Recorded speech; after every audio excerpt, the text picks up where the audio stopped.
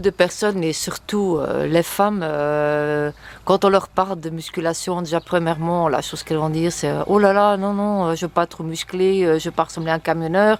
Donc elles font du cardio, du cardio, du cardio et du cardio, ou du footing, ou n'importe. Mais finalement, ces personnes-là, leur physique est loin d'être bien. Je trouve plutôt qu'elles sont grassouillettes. Comment ça se fait? Alors c'est ce que j'expliquais tout à l'heure, c'est que quand on dépasse une certaine dose de cardio, le niveau d'eau monte parce que le système hormonal est cassé. Le taux de testostérone naturel se brise dès 3/4 d'heure d'entraînement. Donc le fait de faire des heures et des heures de cardio, et ben, ça cumule la perte finalement de la testostérone qui permet de sécher naturellement. Donc si on n'a plus du tout de testostérone, en plus une femme n'en a pas beaucoup, donc ça rajoute le rapport avec les œstrogènes, et les œstrogènes apportent de l'eau et de la graisse justement pour garantir une excellente maternité. Donc en fait la femme se féminise beaucoup trop dans ce sens-là, et donc elle prend beaucoup trop d'eau et beaucoup trop de graisse, en conséquence à son temps excessif de cardio-training, qui va créer cette déplétion du système hormonal, et surtout qui va casser complètement le taux de testostérone.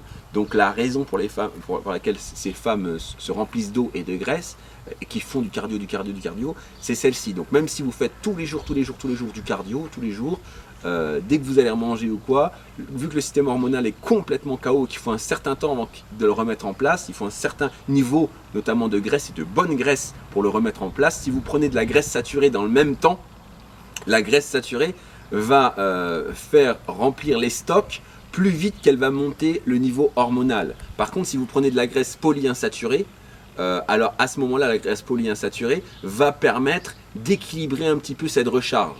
Et après, en diminuant votre temps de cardio, en montant un petit peu votre temps de musculation à arriver à maximum 3/4 d'heure de séance, à raison de 3-4 séances, vous allez pouvoir contrebalancer cette mauvaise habitude qui a créé une attirance justement pour le stockage, à la place de favoriser un déstockage permanent, et donc un régime, on va dire, qui va durer, une diète, ça veut dire une qualité de physique qui va pouvoir tenir la distance.